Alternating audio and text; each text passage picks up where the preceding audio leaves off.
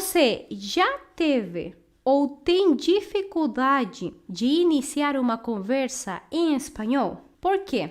É importante você identificar para solucionar esse problema. Responde aí no chat ou nos comentários. Se você é das pessoas que você tem medo de falar espanhol, porque sei lá o que os outros vão pensar, enfim, por isso que você trava, porque fica muito nervosa, então você precisa ver uma live que eu fiz, acho que foi no primeiro episódio, justamente falando sobre isso, como perder o medo de falar espanhol. Qual a diferença entre saber iniciar uma conversa e só decorar algumas frases?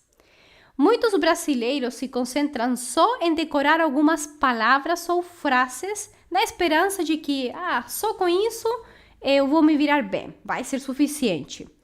Só que para você conseguir falar um idioma, é preciso muito mais. De fato, só ficar decorando não ajuda. Você tem que tentar entender como essas frases foram feitas, aprender tudo num contexto. Isso vai te ajudar muito na hora de entender os nativos e na hora de falar espanhol. Então, na prática, é preciso mais, ok? Você tem que saber se adaptar a situações diferentes do dia a dia. Porque se você só decorou frases e, sei lá, por algum motivo a pessoa respondeu de uma outra maneira, né? De um outro jeito do que você esperava, daí complicou, né? Então, por isso que eu gosto muito que vocês entendam as frases que vocês estudam e nunca estudem palavras soltas, tá? Sempre estudem num contexto. Isso ajuda demais, principalmente na hora de falar espanhol. Então, tem as conversas formais e as conversas informais. Por exemplo, se você vai para o Chile, você vai passar pela Polícia de Investigações, PDI, né? Eles são os que ficam, por exemplo, no aeroporto e, enfim, te fazem algumas perguntas, né? Então, se você tá viajando, né, para o Chile, vamos supor, tá indo de avião, você vai falar com essas pessoas. E como é que você vai tratá-las? Formalmente.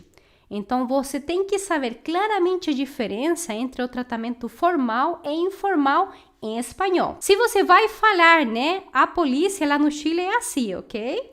É verde. E a gente chama de Carabineros de Chile. Também você vai tratar como? Formalmente, sim? Então, qual que é o erro que eu vejo que muitos brasileiros cometem?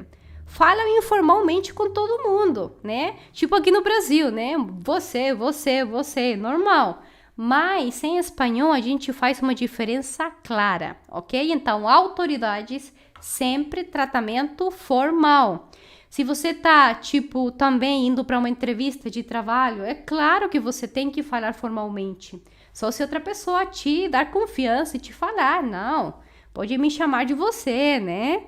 Mas se não, você tem que tratar formalmente. Informais, claro, com os amigos. Então, tem jeitos diferentes de a gente falar. A gente não vai falar do mesmo jeito com um amigo do que com o chefe, sei lá, ou com um policial.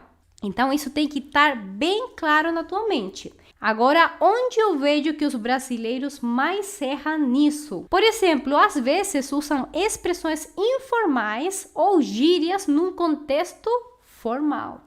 E cuidado com isso, tá? Isso pega mal. Ou usar desnecessariamente usted, né? Que em espanhol significa, também pode ser senhor, senhora, tá? E imagina se você usa só essa palavrinha, né? Que significa senhor, senhora, com um amigo que você conheceu, né? Em outro país. Daí fica algo muito respeitoso, né? É um ambiente informal, né? Se você tá numa festa com amigos, você vai chamar do quê? Vamos fazer a diferença para que fique bem claro? Então, lembrem sempre. Como é que a gente fala você em espanhol? Depende do país, tá? Geralmente falamos tu, que significa você. Mas tem alguns países, como, por exemplo, na Argentina, no Paraguai, no Uruguai, usam vos, sim? Tu, Vos significa você, ok? E formal, como seria? Usted. Usted significa senhor ou senhora. E muda, ok? Na hora de conjugar os verbos. Claramente, se uma pessoa mais idosa, por exemplo, a gente tem que demonstrar respeito tratando formalmente. Mas se a gente está numa situação informal, com os amigos, numa festa e tal, claro que você vai tratar informalmente.